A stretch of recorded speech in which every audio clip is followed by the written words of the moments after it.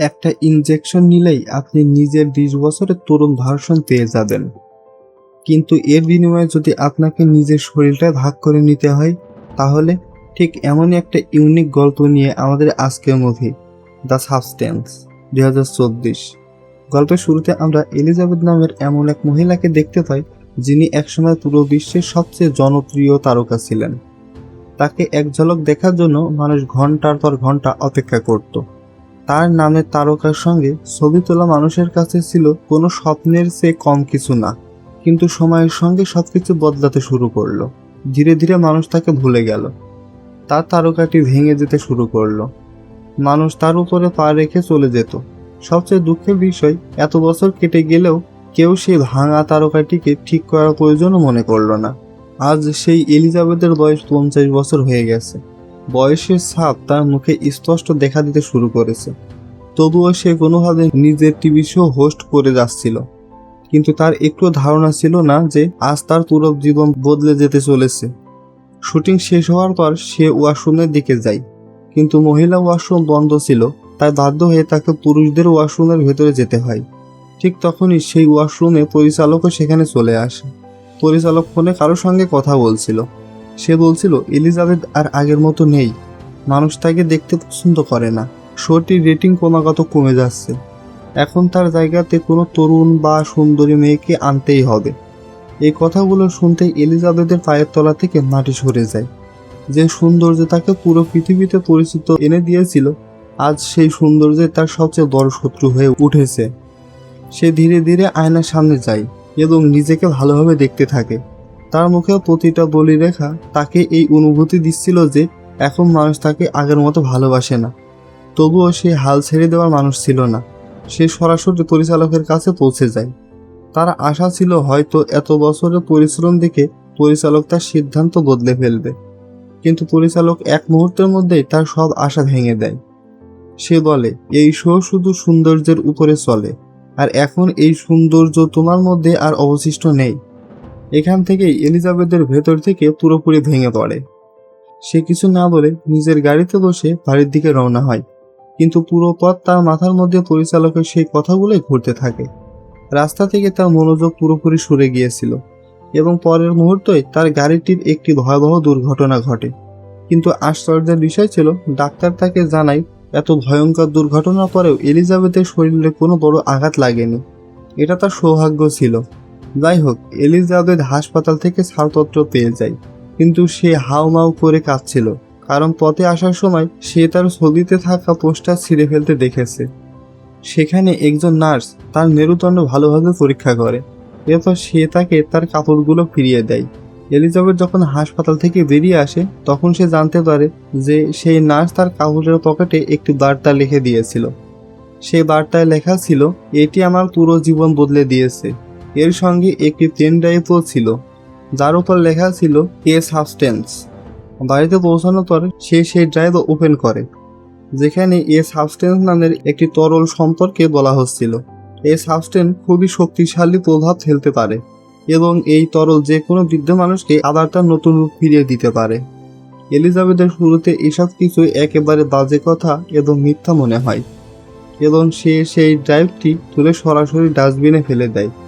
কিন্তু রাতে তার বাড়িতে রাখা সব পুরস্কার এবং যৌবনের সৌন্দর্য ছবিগুলো তাকে খুব বিরক্ত করতে শুরু করে। তখন সে বিরক্তি ও রাগের সঙ্গে সেই ড্রাইভটি ডাস্টবিন থেকে আবার বের করে এবং তাতে দেওয়া নম্বরে ফোন করে। সে বলে, আমি সেই সাবস্টেন্স অর্ডার করতে চাই। ফোনের অন্য প্রান্তে যে লোকটি তার সঙ্গে কথা বলছিল, সে বেশি কোনো অপ্রয়োজনীয় কথা বলে না, শুধু তার ঠিকানা জিজ্ঞেস করে। এরপর সে তাকে একটি জায়গার ঠিকানা দিয়ে ফোন কেটে দেয়। পরদিন সকালে সে যখন সংবাদপত্র পড়ছিল, তখন সেখানে একটি বিজ্ঞাপন দেখতে পায়। এই বিজ্ঞাপনটি তার নিজের কোম্পানিই দিয়েছিল, যেখানে এলিজাবেথের জায়গায় কোনো নতুন মডেলকে ইন্টারভিউয়ের জন্য বিজ্ঞাপন দেওয়া হয়েছিল। এসব দেখে এলিজাবেথ একেবারে ভেঙে পড়ে এবং খুব দুঃখিত হয়ে যায়। সেই সংবাদপত্রের সঙ্গেই তার কাছে একটি কালো রঙের খামও আসে। এলিজাবেথ খামটি খুললেই তার ভেতরে একটি নম্বর লেখা দেখতে পায়। এরপর এলিজাবেথ সেই লোকটির ফোনে বলা ঠিকানায় পৌঁছে যায়, যা আসলে একটি গোপন লকার ছিল। এলিজাবেথ খামের মধ্যে যে কার্ডটি পেয়েছিল, সেটির সাহায্যে সে সেই জায়গার দরজা খুলে ফেলে এরপর সে ভেতরে ঢোকে। ভেতরে গিয়ে সে নিজের লকার খোলে, যার মধ্যে একটি বক্স রাখা ছিল। সে বক্সটি নিয়ে এলিজাবেথ তার বাড়িতে ফিরে আসে। বাড়িতে এসে সে সেই বক্সটি দ্রুত খোলে, যার মধ্যে অনেক জিনিসপত্র ভর্তি ছিল। যেমন সেখানে একটি সিরিঞ্জ এবং একটি ইনজেকশন ছিল, যেটি জীবনে মাত্র একবার ব্যবহার করতে হতো। এর সঙ্গে একটি অ্যাক্টিভেট স্টেবিলাইজারও ছিল, যার মধ্যে তাকে তার সেই নতুন তরুণ শরীরটিকে প্রতিদিন ঠিক রাখতে হতো। এবং এই সমস্ত বিষয় সে ড্রাইভারের ভিডিও থেকে আগে থেকে জেনেছিল। এখন প্রতি সপ্তাহে বডি বদলানোর জন্য সেখানে একটি বিশেষ ধরনের পাইপও দেওয়া হয়েছিল, যার মধ্যে বডি সুইচ করা যেত। আর অবশেষে নতুন ও পুরনো দুই বডির মধ্যেই একটি বিশেষ ধরনের খাবারও দেওয়া হয়েছিল। এরপর এলিজাবেথ ওয়াশরুমে যায়, যেখানে সে বেশ কিছু আয়নায় নিজের শরীরের দিকেই তাকিয়ে থাকে। সে কিছুতেই সিদ্ধান্ত নিতে পারছিল না যে তার এই বিপজ্জনক কাজটি করা উচিত কিনা। অনেকক্ষণ চিন্তা করার পর অবশেষে সে সেই সবুজ রঙের তরলটি নিজের শরীরে ইনজেক্ট করে নেয়। ইনজেকশন দেওয়ার কিছুক্ষণ পর্যন্ত সে একদম কিছুই অনুভব করে না, কিন্তু এরপরেই তার এমন এক ভয়ঙ্কর ব্যথা শুরু হয় যা সহ্য করা কঠিন ছিল। সে ব্যথায় ভীষণভাবে ছটফট করতে থাকে। তখনই আমরা দেখতে পাই যে তার চোখের মনে ডাবল হতে শুরু করে। এরপর তার কোমর থেকে পুরো পিঠ মাঝখান দিয়ে ফেটে যায় এবং সেই ফেটে যাওয়া শরীরের ভেতর থেকে একেবারে নতুন ও তরুণ একটি মেয়ে বাইরে বেরিয়ে আসে। এটি ছিল এলিজাবেথের নতুন রূপ, অর্থাৎ তার একেবারে নতুন বডি। এলিজাবেথ যখন নিজের এই নতুন শরীরটি দেখে, তখন তার নিজের চোখকে বিশ্বাস হয় না যে এই জাদুকারী তরলটি সত্যি কাজ করেছে। সে এখন অনেকটাই সুন্দর ও তরুণ হয়ে গেছে, যতটা সে স্বপ্নেও ভাবেনি। অনেকক্ষণ আয়নায় নিজের এই নতুন সৌন্দর্য দেখার পর এলিজাবেথ তার সেই পুরনো বডি ফেটে যাওয়ার পিঠটি সুই সুতো দিয়ে সেলাই করতে শুরু করে। এরপর নিজের পুরনো বডিকে জীবিত রাখার জন্য কোম্পানির পক্ষ থেকে দেওয়া সেই বিশেষ খাবারটি তার পুরনো বডির মধ্যে দেয়। রাতে সে তার এই নতুন যৌবন ও সৌন্দর্যের পুরোপুরি আনন্দ উপভোগ করে। কিন্তু সকালে যখন তার ঘুম ভাঙে, তখন সে দেখতে পায় যে তার নাক দিয়ে রক্ত পড়ছে। তখন হঠাৎ তার মনে পড়ে যে শরীরকে ঠিক রাখার জন্য তাকে একটি অ্যাক্টিভেটর স্টেবিলাইজারও দেওয়া হয়েছিল এবং তাকে এটা বলা হয়েছিল যে প্রতিদিন তার এই নতুন বডিকে ঠিকঠাক রাখার জন্য পুরনো বডির মেরুদণ্ডের হাড় থেকে সিরাম বের করে নিজের এই নতুন শরীরে দিতে হবে। তাই সে দ্রুত তার পুরনো বডির কাছে যায় এবং সেখান থেকে সিরাম বের করতে শুরু করে। এরপর একদিনের ডোজ অনুযায়ী সেই সিরাম শরীরে প্রয়োগ করে, যার ফলে সে আবার একেবারে স্বাভাবিক হয়ে যায়। এখন সে পুরো আত্মবিশ্বাসের সঙ্গে সুন্দর পোশাক পরে বাহিরে বেরিয়ে যায় এবং সোজা সেই স্টুডিওতে চলে যায় যেখানে অডিশন চলছিল, যেখান থেকে তাকে ধাক্কা মেরে বের করে দেওয়া হয়েছিল। সেখানে পৌঁছাতেই এলিজাবেথের অসাধারণ সৌন্দর্য দেখে সবার যেন চোখ কপালে উঠে যায়।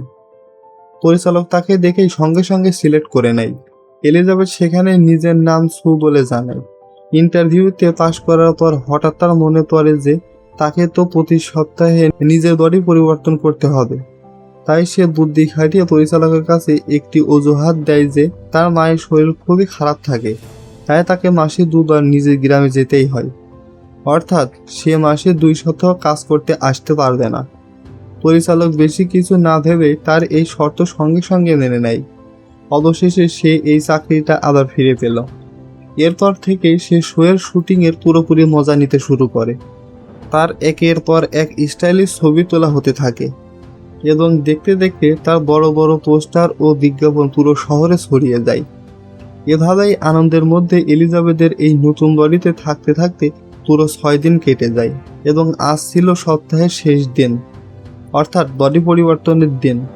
মানে আজ থেকে পুরো 1 সপ্তাহের জন্য তাকে আবার নিজের সেই বৃদ্ধ ও পুরনো বডিতে থাকতে হবে। বডি পরিবর্তন করার পর এলিজাবেথ নতুন বডিতে পাইপ দিয়ে তার ফুড অর্থাৎ খাবারটি সংযুক্ত করে দেয়। এরপর সে নিজের অফিসে চলে যায়, যেখানে পরিচালক তার পরিশ্রমের বদলে তাকে একটি উপহার ধরিয়ে দেয় এবং পাশাপাশি তাকে খুব অপমান করে শো থেকে ধাক্কা মেরে বের করে দেওয়া হয়। এসব হওয়ার কারণে বাড়িতে ফিরে এলিজাবেথের খুবই খারাপ লাগে। যাই হোক, এর পরের দিন এলিজাবেথ সংবাদপত্রের সঙ্গে একটি খাম পায়। এটি সেই কোম্পানি থেকে এসেছিল যেখান থেকে সে এই সাবস্টেন্স অর্ডার করেছিল। এই খামের ভিতরে একটি মেসেজ ছিল, যেখানে লেখা ছিল যে তার নতুন ফুড এসে গেছে। এলিজাবেথ আবার সেই বলা জায়গায় গিয়ে নিজের সেই ফুড নিয়ে আসে। এখন পুরো 7 দিন শেষ হয়ে যায় এবং এলিজাবেথ আবার শুতে পরিবর্তন হয়ে যায়, অর্থাৎ সে তার নতুন বডিকে অ্যাক্টিভ করে নেয়। এখন সু সেই পুরনো বডি এভাবে খোলা জায়গায় রেখে দিতে পারতো না, যে কোনো সময় সে ধরা পড়ে যেতে পারত। তাই সে এই ব্যবস্থা করে যে নিজের বাড়ির ভেতরের একটি দেওয়াল ভেঙে সেখানে এলিজাবেথের পুরনো বডি লুকিয়ে রাখবে। তাই নিজের পরিকল্পনা অনুযায়ী সু কাজে লেগে যায়। কিন্তু এই দেয়াল ভাঙার কারণে প্রচণ্ড শব্দ হচ্ছিল, আর কিছুক্ষণের মধ্যেই একটি প্রতিবেশী তার অভিযোগ করতে তার দরজায় এসে হাজির হয়। কিন্তু সুয়ের অসাধারণ সৌন্দর্য দেখে লোকটি অভিযোগ করা তো দূরের কথা, বরং গলে যায় এবং বলে যদি কোনো কিছু সাহায্যের প্রয়োজন হয় তাহলে তাকে যেন মনে করে আমি পাশেই থাকি। কিন্তু সু তো নিজের গোপন কাজ করছিল, তাই সে কোনো কথা না বলে লোকটির মুখের উপরে দরজা বন্ধ করে দেয়। এরপর প্রচণ্ড পরিশ্রম করে অবশেষে সে একটি গোপন ঘর তৈরি করে ফেলে, যার ভেতরে এলিজাবেথের সেই পুরনো বডিকে একদম নিরাপদে লুকিয়ে রাখা হয় এবং তার পুরনো সব ছবি সেখানেই রেখে দেওয়া হয়। এর কয়েকদিন পর এলিজাবেথ তার এই নতুন শরীর নিয়ে এত বেশি মজা করছিল যে পার্টি সাটি চক্করে সে একেবারে ভুলে গেল যে আজ তো বডি পরিবর্তনের দিন। সেই সঙ্গে সেই পুরনো বডির খাবারও শেষ হওয়ার পথে ছিল। সেদিন সে মজা করার জন্য একটি ছেলেকে নিজের বাড়িতে ডেকে আনে, কিন্তু রাতে যখন সে নিজের কাজে ব্যস্ত ছিল তখন হঠাৎ তার নাক দিয়ে রক্ত পড়তে শুরু করে। এর সঙ্গে সঙ্গে তার পুরো শরীরে ভয়ঙ্কর ব্যথা শুরু হয়ে যায়। সেই সঙ্গে সঙ্গে বুঝতে পারে আরে ধুর, আজ তো শিফটিংয়ের দিন। কিন্তু বডি শিফট করার বদলে তার মনে লোভ চলে আসে। সে ভাবে আরও কয়েকদিন এই নতুন বডিতে মজা করা যাক। তাই সে পুরনো বডির মেরুদণ্ডের হাড় থেকে সিরাম বের করে নিজেকে ইনজেকশন দিয়ে নেয়। এটা করার ফলে সে মুহূর্তের মধ্যে একেবারে ঠিক হয়ে যায়। কিন্তু এর পরিণতি কতটা ভয়ঙ্কর হবে সেটা আমরা সামনে জানতে পারবো। এরপর সে আরও 7 দিন অর্থাৎ মোট 14 দিন পর্যন্ত এই নতুন বডিতেই থেকে যায়। কিন্তু এরপর যখন সে নিজের বডি পরিবর্তন করে তখন সে দেখতে পায় যে তার একটি আঙুল পুরোপুরি নষ্ট হয়ে গেছে এবং এটা শুধু তারই অসাবধানতার ফল ছিল। এলিজাবেথ এখন খুব বেশি চিন্তায় পড়ে সরাসরি কোম্পানির লোকেদের ফোন করে এবং তাদের জিজ্ঞাসা করে আমার একটা ভুল হয়ে গেছে, আমি একটি সাইকেল মিস করেছি, আমি সময় মতো আমার বডি শিফট করিনি, যার কারণে আমার একটি আঙুল একেবারে নষ্ট হয়ে গেছে। এটা ঠিক করার কোনো উপায় বা সমাধান আছে কি? তখন কোম্পানির লোকেরা পরিষ্কারভাবে উত্তর দেয় এর কোনো চিকিৎসা নেই, যা হয়ে গেছে সো গেছে, এখন কোনোভাবে এটা ঠিক করা সম্ভব নয়। আর এই কথা শুনে তো তার একেবারে মাথায় আকাশ ভেঙে পড়ে। কোম্পানি তাকে বোঝায় তুমি দুজন আলাদা মানুষ নও, তুমি একজনই, তোমার একটি বডি থেকেই তোমার এই দ্বিতীয় বডি বের হয়েছে, তাই তোমাকে খুব সাবধান থাকতে হবে। যাই হোক, এলিজাবেথ তার নতুন ফুডের জিনিসপত্র নিয়ে একটি রেস্টুরেন্টে পৌঁছায়, যেখানে সে একজন বৃদ্ধ লোককে দেখতে পায় যে তার সঙ্গে খুব অদ্ভুতভাবে কথা বলছিল। এলিজাবেথের হঠাৎ মনে পড়ে যায় যে এই বৃদ্ধ লোকটির হাতে ঠিক তেমনই একটি মেডিকেল চিহ্ন রয়েছে যেমনটা সে সেই নার্সের হাতে দেখেছিল। অর্থাৎ পরিষ্কার ছিল যে এটি সেই নার্সের পুরনো বডি। সে বৃদ্ধ লোকটি তাকে জিজ্ঞাসা করে তোমার নতুন বডি কি তোমাকে খেতে শুরু করেছে? এই ভয়ঙ্কর কথা শুনে এলিজাবেথ ভীষণ ভয় পেয়ে যায় এবং সেখান থেকে সঙ্গে সঙ্গে বেরিয়ে যায়। সে বাড়িতে ফিরে সিদ্ধান্ত নেয় যে এখন থেকে সে নিজের এই পুরনো বডিতেই সুখে থাকতে শিখবে। তাই সে তার এক বন্ধুকে ফোন করে এবং তাকে দেখা করার জন্য ডেকে নেয়। এরপর সে একেবারে সুন্দর পোশাক পরে তৈরি হয়ে যায় এবং ঠিক সুয়ের মতোই একই রকমের মেকআপ করে। কিন্তু সে যখন বাড়ি থেকে বের হতে যাচ্ছিল তখনই তার চোখে পড়ে সুয়ের যৌবনের বডির একটি বড় পোশাকের উপর। সেটা দেখা মাত্রই তার সমস্ত আত্মবিশ্বাস একেবারে শূন্য হয়ে যায়। সে রাগের মাথায় নিজের সমস্ত মেকআপ ও চুল ভীষণভাবে এলোমেলো করে ফেলে এবং ডিপ্রেশনে গিয়ে পাগলের মতো অনেক খাবার গিলতে থাকে। এর পরের দিনই আমরা দেখতে পাই যে সে আবার লোভে পড়ে নতুন বডিতে সুইচ করে এবং তখন তার শোয়ের সময় ছিল। আমরা দেখি সু যখন শুটিংয়ের সময় নাচানাচি করছিল তখন হঠাৎ সে নিজের শরীরে অদ্ভুত একটি পরিবর্তন অনুভব করে। সে আতঙ্কিত হয়ে মাঝপথে শুটিং ছেড়ে সরাসরি ওয়াশরুমে দৌড়ে যায়, যেখানে সে নিজের নাভির কাছে একটি অতিরিক্ত জিনিস লক্ষ্য করে। সেখানে সে নিজের নাভির কাছ থেকে একটি অতিরিক্ত জিনিস টেনে বাহিরে বের করে। তখন সে দেখতে পায়, আরে এটা তো পুরো একটি ভাজা চিকেন, সেই চিকেন যেটা সে রাতে গোগ্রাসে খেয়েছিল। এ ভয়ঙ্কর জিনিসটি দেখে সে ভীষণ ভয় পেয়ে যায় এবং হঠাৎ তার চোখ খুলে যায়, অর্থাৎ এতক্ষণ সে এই ভয়ঙ্কর স্বপ্ন দেখছিল। সকালে ঘুম থেকে ওঠার পর সে সত্যিই নিজের বডি সুইচ করে এবং তৈরি হয়ে শোতে চলে যায়। কিন্তু শোতে পৌঁছে সে একেবারে ঘাবড়ে যায়, কারণ সেখানে শুটিংয়ের সরঞ্জাম গুছিয়ে নিচ্ছিল। একজন লোক তাকে বলে, আজ থেকে এখানে আর কোনো শুটিং হবে না। এটা শুনে তার হার্টবিট বেড়ে যায় এবং সে সরাসরি পরিচালকের কাছে দৌড়ে যায়। সেখানে পরিচালক তার এই দুশ্চিন্তাকে বড় এক আনন্দে বদলে দেয়। সে বলে, আরে পাগলি, এটা এখন আর কোনো সাধারণ শো নেই, এখন এটি বিশ্বের একটি খুবই বিখ্যাত শো হয়ে গেছে। পাশাপাশি সে সুকে একটি নিউ ইয়ারের স্পেশাল শো হোস্ট করার অফারও দেয়। এটা শুনে তার আনন্দের আর কোনো সীমা থাকে না এবং সামনে পেছনে কিছু না ভেবেই সে পরিচালককে সঙ্গে সঙ্গে হ্যাঁ বলে দেয়। যদিও তার একেবারে মনে হচ্ছিল না যে নিউ ইয়ার ঠিক সেই দিনে পড়েছিল যেদিন তাকে আবার নিজের বডি শিফট করতে হবে। এরই মধ্যে তার মনে আবারও খুব খারাপ ধরনের লোভ চলে আসে। সে এখন কোনোভাবে নিজের নতুন বডি ছেড়ে সে পুরনো এবং বৃদ্ধ বডিতে ফিরে যেতে চায় না। তাই সে ইচ্ছে করেই অনেকদিন ধরে এই নতুন বডিতে থাকতে শুরু করে। আর এই নতুন বডিকে সতেজ ও সক্রিয় রাখার জন্য সে প্রতিদিন গোপনে পুরনো বডি থেকে সিরাম বের করে নিজের এই নতুন শরীরে দিয়ে নেয়, যার সরাসরি এবং খুব খারাপ প্রভাব তার সেই পুরনো বডির উপরে পড়ছিল। এখন অনেক দিন ধরে মজা করার পর সু যখন নিজের বডি শিফট করে, তখন সে দেখে অবাক হয়ে যায় যে এলিজাবেথ এখন পুরোপুরি এক বৃদ্ধ মহিলাতে পরিণত হয়ে গেছে, কারণ তার বডি থেকে অতিরিক্ত পরিমাণে সিরাম বের করে নেওয়া হয়েছিল। যাই হোক, তার পুরনো বডিকে আবার সক্রিয় করে নেয়। কিন্তু এলিজাবেথ এখন আয়নায় নিজের এই অদ্ভুত অবস্থা দেখে নিজেকে ঘৃণা করতে শুরু করে। সে এতটা ভয়ঙ্কর রেগে যায় যে ঘরে রাখা সুয়ের সবকিছু ছিঁড়ে ছিঁড়ে ফেলতে শুরু করে। এর সঙ্গে সে নিজের ঘরে জানালায় একটি বিশাল পর্দা টেনে দেয়, কারণ সেই জানালা দিয়ে সামনে সুয়ের একটি বিশাল হোর্ডিং দেখা যেত।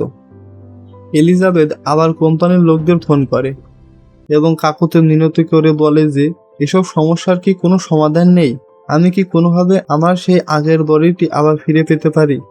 তখন কোম্পানির লোকটি পরিষ্কারভাবে বলে, ম্যাডাম, আপনাকে আগেই সতর্ক করা হয়েছিল, যা হয়ে গেছে এখন কোনোভাবে সেটা পরিবর্তন করা যাবে না।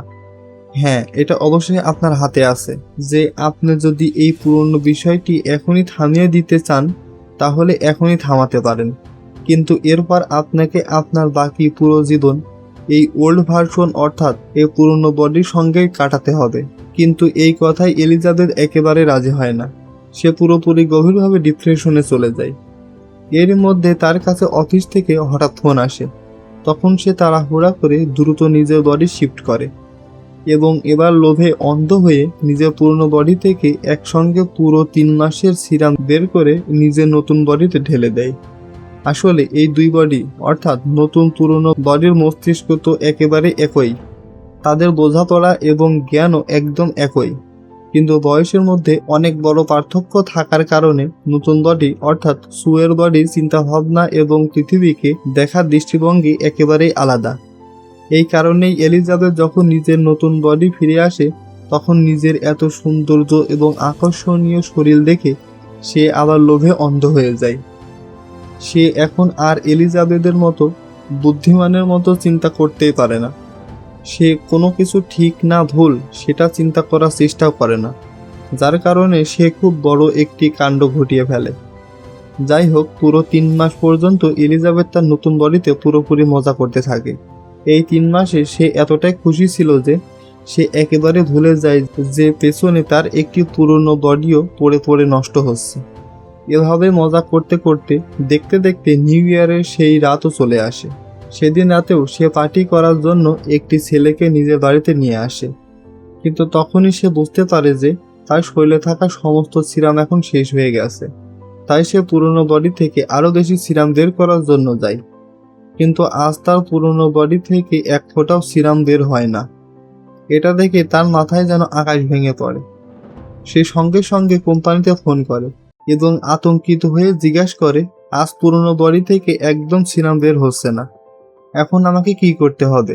যদি সেই বডি থেকে সিরাম বের না হয়, তাহলে এর সরাসরি অর্থ হলো আপনি সমস্ত সিরাম ব্যবহার করে শেষ করে ফেলেছেন। এখন পুরনো বডির ভেতরে নতুন সিরাম তৈরি হওয়া পর্যন্ত আপনাকে শান্তভাবে অপেক্ষা করতে হবে, আর ততক্ষণ আপনাকে নিজের বডি সুইচ করে পুরনো বডিতে থাকতে হবে। এই কথা শুনে সুয়ের তো মাথায় ঘুরে যায়। সে বেশি কিছু না ভেবেই সঙ্গে সঙ্গে পুরনো বডিতে সুইচ করে নেয়। আর বডি পরিবর্তনের এই অদ্ভুত শব্দগুলো বাহিরে বসে থাকা সেই ছেলেটি শুনে ফেলে। তার কাছে ব্যাপারটা খুব অদ্ভুত লাগে। এত রাতে ভেতরে কিসের এত শব্দ হচ্ছে? এই কারণেই সে সবকিছু দেখার জন্য সরাসরি ওয়াশরুমের দিকে চলে যায়। কিন্তু এই বৃদ্ধ এলিজাবেথ দ্রুততার সঙ্গে ওয়াশরুমের ভেতরের দরজা বন্ধ করে দেয়। আমরা দেখতে পাই এলিজাবেথ এখন সীমার চেয়েও বেশি বৃদ্ধ হয়ে গেছে। এতটাই বৃদ্ধ হয়েছে যে তার মাথার সব চুল পড়ে গেছে, তার পুরো শরীরের চামড়া ঝুলে গেছে। এখন তার ঠিক মতো হাঁটাচলা করতেও অনেক বেশি সমস্যা হচ্ছিল। ছেলেটি ভেতর থেকে একটি ভয়ঙ্কর বৃদ্ধ মহিলার কণ্ঠস্বর শুনে ভয়ে থেমে একাকার হয়ে যায় এবং সেখান থেকে লেজ গুটিয়ে পালিয়ে যায়। এখন এলিজাবেথ খুবই চিন্তিত হয়ে কোম্পানিতে ফোন করে। আমি এই পুরো খেলাটা এখানে চিরদিনের জন্য বন্ধ করতে চাই। কোম্পানির লোকেরা তার এই কথা মেনে নেয়। এরপর কোম্পানির পক্ষ থেকে তাকে টার্মিনেশন সাবস্ট্যান্স অর্থাৎ এই খেলাটি শেষ করে দেওয়ার একটি তরল নিয়ে যাওয়ার জন্য বলা হয়। এলিজাবেথের বডি এখন দেখতে খুবই কুৎসিত এবং ভয়ঙ্কর লাগছিল, তাই সে যতটা সম্ভব কাপড় দিয়ে নিজের পুরো শরীর ভালোভাবে ঢেকে নেয়। এরপর সে সেই টার্মিনেশন সাবস্ট্যান্স নেওয়ার জন্য সেই গোপন জায়গায় পৌঁছে যায়। টার্মিনেশন সাবস্ট্যান্স বাড়িতে নিয়ে আসার পর যখন সেটি সুয়ের শরীরে ঢালতেই যাচ্ছিল, তখনই তার কোম্পানির লোকেদের বলা সেই ভয়ঙ্কর কথাটি মনে পড়ে যায়। যদি তুমি ভুল করেও একবার এই টার্মিনেশন সাবস্ট্যান্স সেই শরীরে দিয়ে দাও, তাহলে তুমি এই মুহূর্তে যে বডিতে থাকো না কেন, তোমাকে সারা জীবন সেই পচে যাওয়া বডিতে থাকতে হবে। এই কথা চিন্তা করেই সে থেমে যায় এবং সুকে সেই টার্মিনেশন ইনজেকশন দেয় না। কিন্তু যখন সে আয়নায় নিজের এই খারাপ অবস্থার বডিটা দেখে, তখন সে সুয়ের উপর প্রচণ্ড রাগ হয়। কারণ এই এত বড় সর্বনাশ হয়েছে একমাত্র তার কারণ ছিল সেই নতুন বডি অর্থাৎ সুয়ের লোভ। এই কারণে রাগে পাগল হয়ে অবশেষে সে সেই টার্মিনেশন সাবস্ট্যান্স সুয়ের বডিতে ঢেলেই দেয়। কিন্তু যখন সে অর্ধেক তরল তার বডির ভেতরে ঢুকিয়ে ফেলেছিল, তখনই হঠাৎ তার মাথায় আসে তাকে তো এখনও অনেক বড় বড় শো হোস্ট করতে হবে এবং আগামী কয়েকদিনের মধ্যে সে সারা বিশ্বের কাছে পুরস্কারও পেতে চলেছে। এলিজাবেথ সেই সব পুরস্কার পেতে চেয়েছিল। সে মানুষের কাছে থেকে নিজের প্রচুর প্রশংসা শুনতে চেয়েছিল। শুধু এই লোভের কথা ভেবেই এলিজাবেথের বাকি অর্ধেক টার্মিনেশন সাবস্ট্যান্স সুকে আর দেয় না। এখন তার সন্দেহ হতে থাকে যে অর্ধেক ডোজ নেওয়ার পর হয়তো সু মরে গেছে। সে সুকে নড়াচড়া করিয়ে অনেক জাগানোর চেষ্টা করে, কিন্তু অনেকক্ষণ চেষ্টা করার পরেও যখন সে সুয়ের জ্ঞান ফেরাতে পারে না, তখন সে হাল ছেড়ে দিয়ে নিজের বডি সুইচ করার কোনো উপায় ভাবতে থাকে। কিন্তু ভাই, এখন বডিও আর সুইচ হচ্ছিল না, কারণ সুয়ের বডির ভেতরে এখন একদমই কোনো সিরাম বাকি ছিল না। এখানে এলিজাবেথ একটু বুদ্ধি খাটিয়ে নেয় এবং নিজের মেরুদণ্ড থেকে অ্যাক্টিভেটর বের করে সরাসরি সুয়ের বডিতে লাগিয়ে দেয়। আর এর কিছুক্ষণ পরে জাদুকরের মতো সুয়ের বডি অ্যাক্টিভ হয়ে যায়। মানে এখন একই সময়ে এলিজাবেথের দুটো শরীরই একসঙ্গে জীবিত এবং অ্যাক্টিভ হয়ে যায়। অ্যাক্টিভ হওয়ার পরেই সু যখন নিজের ঠিক সামনে অর্ধেক খালি হয়ে যাওয়া টার্মিনেশন ইনজেকশনটি দেখতে পায়, তখন নিজের ভুলের জন্য খুব আফসোস হয়। সে ভীষণ চিন্তায় পড়ে যায় যে এখন এই বডির কোনো ক্ষতি হয়ে যায় কিনা। আর এই বিষয়টি নিয়েই সে এলিজাবেথের উপর প্রচণ্ড রেগে যায়। রাগে অন্ধ হয়ে সে এলিজাবেথকে পশুর মতো মারতে শুরু করে। সে এলিজাবেথকে পুরো বাড়ির মধ্যে দৌড় করিয়ে ভয়ঙ্করভাবে মারতে থাকে। পাশাপাশি সে এলিজাবেথের মাথা বারবার কাছের টেবিলের উপর আশ্রয় দিতে থাকে, যার কারণে এলিজাবেথের মাথা পুরোপুরি চূর্ণ বিচূর্ণ হয়ে যায় এবং সে সেখানে যন্ত্রণায় ছটফট করতে করতে মারা যায়। এলিজাবেথকে মেরে ফেলার পরে সু বুঝতে পারে যে সে নিজের পায়ে নিজেই কুড়াল মেরেছে এবং খুব বড় একটি ভুল করে ফেলেছে, কারণ এখন সে সেই পুরনো বডি থেকে আর কখনোই সাবস্ট্যান্স বের করতে পারবে না। যাই হোক, সে সেখানে ছড়িয়ে থাকা সমস্ত রক্ত পরিষ্কার করে এবং তৈরি হয়ে নিজের শোয়ের জন্য বেরিয়ে পড়ে।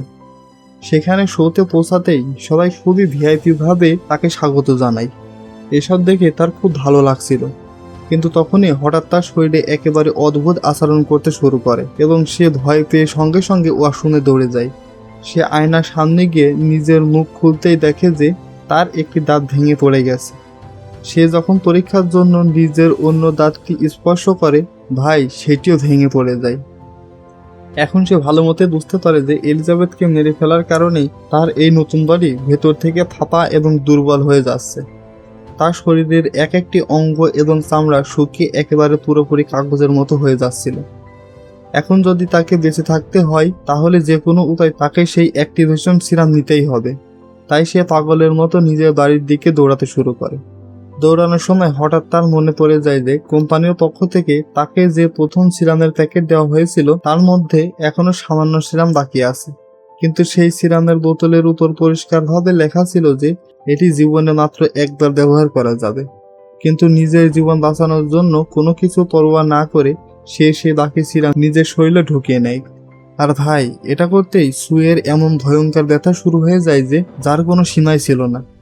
আগের মতোই আবারও তার পিঠ মাঝখান থেকে ফেটে যায় এবং তার ভেতর থেকে সু ও এলিজাবেথ দুজনের মিশ্রণ তৈরি একটি অত্যন্ত জঘন্য এবং অদ্ভুত শরীর বেরিয়ে আসে, যেটা দেখে মনে হচ্ছিল যেন সেটা কোনো ভয়ঙ্কর দানব। একেবারে বিকৃত এবং পচে যাওয়া শরীর। সুয়ের মানসিক অবস্থা এখন এতটাই খারাপ হয়ে গেছিল যে সে কিছুই বুঝতে পারছিল না যে সে এখন কি ভয়ঙ্কর জিনিসে পরিণত হয়েছে। সে এটাও ঠিক করতে পারছিল না যে এই চেহারা নিয়ে সে এখন সবার সামনে যেতে পারবে কিনা। কিন্তু এরপর সে কি করবে? নিজের সেই দানবের মতো হাইব্রিড মুখের উপর নিজের একটি সুন্দর ছবি লাগিয়ে নেয় এবং সেই অবস্থাতেই শোতে চলে যায়। কিন্তু সে স্টেজে পৌঁছে মাইকের সামনে দাঁড়াতেই হঠাৎ তার মুখ থেকে সেই ছবিটি সরে নিচে পড়ে যায়, আর সেখানে বসে থাকা সমস্ত মানুষ তার এই ভয়ঙ্কর এবং পচা মুখ দেখে ফেলে। অডিটোরিয়ামে বসে থাকা সব মানুষের যেন নিঃশ্বাসই বন্ধ হয়ে যায়। ঠিক তখনই তার শরীরের ভেতর থেকে আরও একটি ভয়ঙ্কর জঘন্য জিনিস বাহিরে বের হতে শুরু করে। এই দৃশ্য দেখে সবাই ভয় পেয়ে জোরে জোরে চিৎকার ও চেঁচামেচি করতে শুরু করে। মানুষ নিজেদের জীবন বাঁচানোর জন্য এদিক ওদিক পাগলের মতো দৌড়াতে শুরু করে। তখন ভিড়ের মধ্যে একজন লোক সাহস করে বেজওয়াল ব্যাট দিয়ে এলিজাবেথের মুখে জোরে আঘাত করে, যার কারণে তার মুখ ভয়ঙ্করভাবে ফেটে গিয়ে দুটুকরো হয়ে এদিক ওদিক মাটিতে পড়ে যায়। সবাই মৃত্যুর ভয়ে এদিক ওদিক ছোটাছুটি করতে থাকে, আর দেখতে দেখতে এলিজাবেথের পুরো বডি ফেটে দুই টুকরো হয়ে যায়। এরপর সেখান থেকে দুই অদ্ভুতভাবে এলিজাবেথের বেঁচে থাকা বডির অংশটি কোনো হামাগুড়ি দেওয়া পোকার মতো ধীরে ধীরে বাহিরে বের হয়ে আসে এবং হামাগুড়ি দিতে দিতে ঠিক সেই জায়গায় গিয়ে পৌঁছায় যেখানে একসময় এলিজাবেথের সেই স্টার লাগানো ছিল। তার পুরো বডি এখন একেবারে শেষ হয়ে গিয়েছে এবং এখন শুধু তার এই অদ্ভুত মুখটি সেই স্টারের ঠিক উপরে গিয়ে বসে যায়। আর বন্ধুরা, এই ভয়ঙ্কর দৃশ্যের মাধ্যমেই এই সিনেমাটি এখানেই শেষ হয়ে যায়। তো কেমন লাগলো আজকের মুভিটি? ভালো লাগলে অবশ্যই একটি লাইক দিয়ে আমাদের পাশে থাকতে ভুলবেন না। তো দেখা হচ্ছে আগামী কোনো ভিডিওতে। ততক্ষণ পর্যন্ত ভালো থাকুন, সুস্থ থাকুন। আল্লাহ হাফেজ।